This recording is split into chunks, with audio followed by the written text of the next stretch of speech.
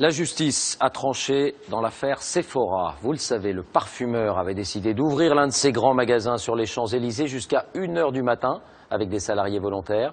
Les syndicats de la distribution s'y opposaient. Ils ont obtenu gain de cause. Cyril Za, Daniel Lévy.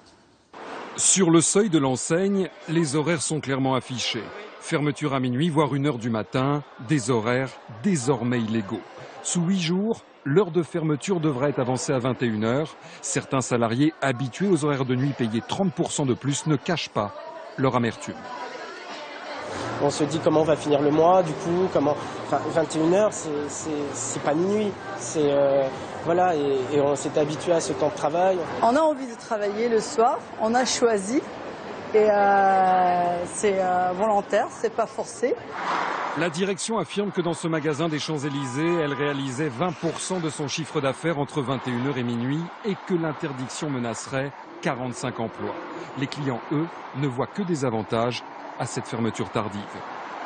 Tous les commerces qui restent ouverts toutes les semaines jusqu'à minuit, non, là-dessus c'est pas d'accord, effectivement c'est peut-être un peu trop, mais sur une grosse adresse, une grosse boutique comme ça jusqu'à minuit, je pense que c'est vraiment une bonne chose. C'est pratique quand même, si on quitte le travail assez tard, on sait que sur les Champs-Élysées c'est ouvert.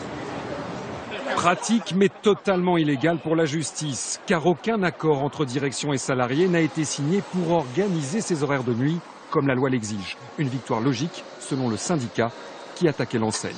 Si la justice nous donne raison, c'est pas parce que elle a voulu nous faire plaisir, c'est parce que l'entreprise est en tort.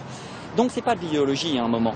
Encore une fois, l'ensemble des dispositions légales se respectent, y compris les dispositions sociales. D'autres enseignes des Champs-Élysées ferment bien au-delà de 21 h. Certaines affirment être en conformité avec la loi. Pas si sûr, répondent les syndicats, qui n'excluent pas de nouvelles poursuites.